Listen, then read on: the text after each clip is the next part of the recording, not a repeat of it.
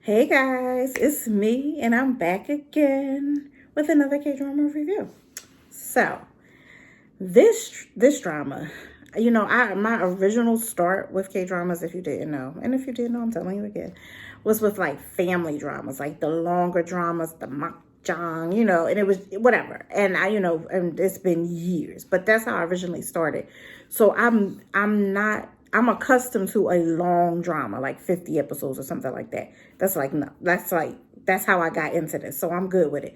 So this drama is 50 episodes. Yeah, I know I said it. 50-hour episodes. But you know what? Because this is like my roots and how I got into Korean dramas a long time ago, I like to keep a family drama in the pocket. Like, even if I'm watching other stuff, I'm always watching, usually for the most part, at least one family drama with like a lot of episodes. So I was watching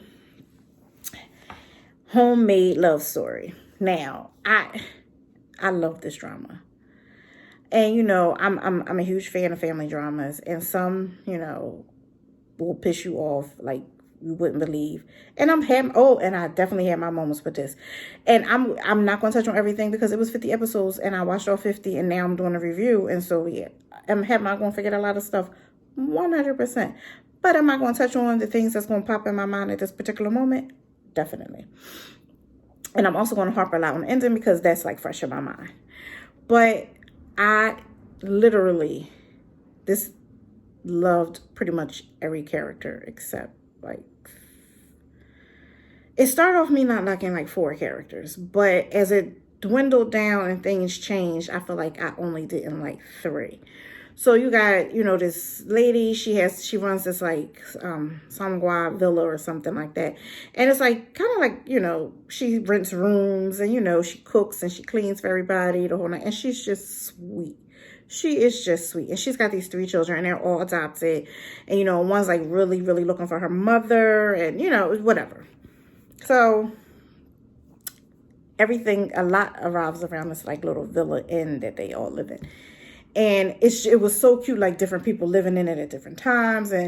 But the staples living there all the time were like Kwak Sang. He was, well, they called him Sam Chu, and they called him like uncle or whatever. And he was like a trot singer who she had like found, and like he was down on his luck, whatever. First of all, he made me laugh so much. So I adored him. And then like this like rich guy ended up living there after he got amnesia, but his son was already like a tenant, but he didn't know his son, and he said his name was James. So they would call him, they didn't, the uncle, Sam Chu, he never said James Young. He said M's Young. Like he abbreviated in his own way. But he was just an adorable character. He played that role. And everybody played their role. Like even if I ain't like you played the I don't like you role to a T. I got to give everybody their props in this. But it was a lot of bad stuff to happen. Of course, I can't get into it all.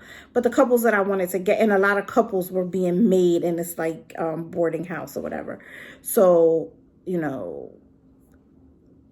let's see. Her oldest daughter, Biche Wan, she got married. So she went to Koala Shi. Well, that wasn't his real name. But anyway, I love calling him Koala Shi.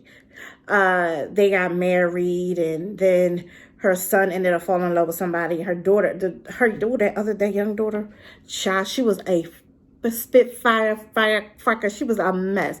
But I actually adored her character. And the guy that she fell in love with, every scene he was in was either comical, and if it wasn't comical, I just loved him. His voice, the way he carried himself, his character just brought me so much joy when he was had a scene. But of course, I got to get to the evil people. So Biche Wan her mom knew who her mom was. She didn't know about the other 2 kids, but she definitely knew who her oldest daughter's mother was. But that's a whole other story. But that mother, she had 2 kids that weren't hers biologically, but she had raised them from young, second marriage, whatever. But when you claim you've been missing your daughter's, I think her real name was, but in any event, but you don't know how to be a real mom now that you found out that's your daughter, and you want her to be too understanding. She don't have to understand crap. You, as the parent, need to be more understanding. I know it wasn't your fault that you didn't have her. It was your evil mother's fault and your crazy ex-husband's fault, which he made a turn. And first of all, he was funny. He wasn't funny at first, but then he kind of got funny. I had a couple scenes where he just had me hollering. Just looking at him made me laugh. But he turned the corner. And you know what? Sometimes when they turn the corner in a drama, I'm still like side-eyeing you like, yeah, okay, the writers want me to like you now, but I still don't like you. But I genuinely liked him when they switched his character and how he was. But her mother, like her mother was evil, which ended up being Bitchy Wan's grandmother. But you was too, for me, because your stepdaughter Suwa was a windy brat, for lack of a better word. And all she did was throw stuff off the table and scream and throw tantrums as a grown woman. And it was annoying. And you catered to her drama and her tantrums. And she didn't like your daughter that you found, of course. And you didn't spend time with this daughter. So I understand you need to kind of appease Suwa a little bit, but not at the expense of your daughter who didn't have you all these years. Really? And it was always, wait, because of the company, I can't let people know you're my real daughter. Or because it was always about money and clout and your power or Suwa. Why you couldn't give her the time of day? And that rubbed me so wrong. And then you got this guy, Rona. Was it Rona? Yeah, Rona. I think it was Rona. Whatever his name was. He played this role like, he really took to Bitchy Wan's mom, because he wound up living there and she runs the villa. And, she provided, she was just wholesome and meals. And she gave him that motherly feel that he apparently never had or whatever. But he was evil. He was evil. And you know what I don't like? I don't like when evil people don't get theirs. Yes. Did he go to prison in the end? Yeah, he did. But I never felt like he really owned up to all that he did. Because for a long time, he was like, what sin did I commit? I didn't do nothing wrong with it. Boy, please, you've been causing problems and havoc. And you was after Bitchy Wan and wanted to make her your woman. But when you saw that wasn't working because she was already falling or in love with Koala She, you did everything you could to make their life miserable and messed up his business. And then you moved on and you now like and love Suwa. So you went from one sister to the other. You just trying to get in the family because they got money. And you just looking for a meal ticket. And of course, in the end, so I was like, I know you eventually ended up loving me. I know you didn't start out that way. And but I'm here for you. Girl, you was just falling over Koala She and didn't like Bitchy Wan because you thought he was going to be your man, which he made it clear that he never liked you. You was his brother's younger sister. He never saw you like that.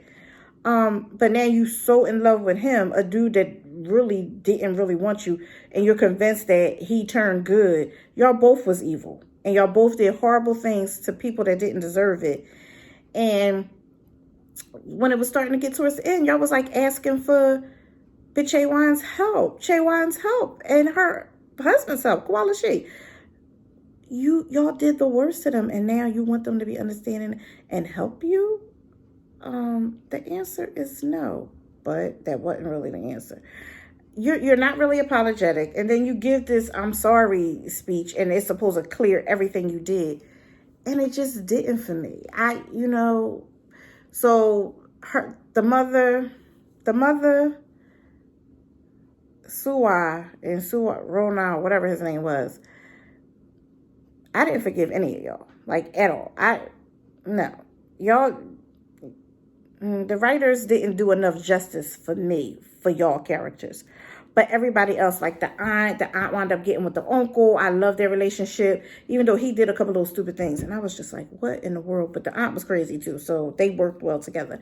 I loved at the end that Koala She and Bitchy Wan had a baby, and the aunt ended up pregnant, and he became a singer. This was such a beautifully, and at the end, I had some emotional moments. I cried a little bit. And I was like, you know what? Because towards the end, I was like, they ain't going to end this the way I want it, and I'm be pissed. But the writers found a way to pull me back in at the end. And despite me feeling like some of the villains didn't get what they deserved, I truly, truly love this drama. Like, it was well done. It was a well done drama. The characters were amazing. It was just well done. And I don't really have anything super bad to say about this one. And I know, 50 episodes is a huge commitment. I get it. So if you didn't watch this or you choose not to watch it even after this review, I understand. But if you find you got time, you ain't doing nothing else, or you just need something when there's nothing else to watch, just to watch an episode or two here and there, I would 100% recommend this drama. Yeah.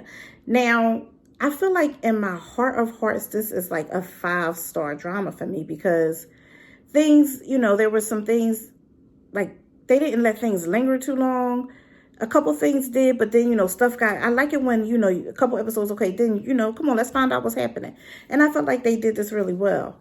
But I'm going to take a little bit off just because that one part, that very, very last part with him, like, getting out of prison, now he's standing outside the inn and he's smiling.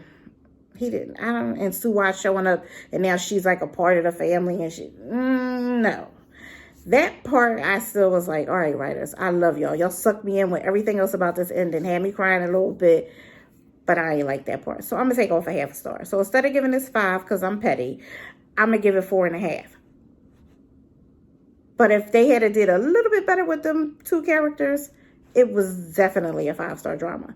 So I am about to sign off. And if you watched it, if you're one of them that you do these family dramas, I know it's not a lot of us out there to take these family dramas on, but if you did, comment below. Let's create a dialogue.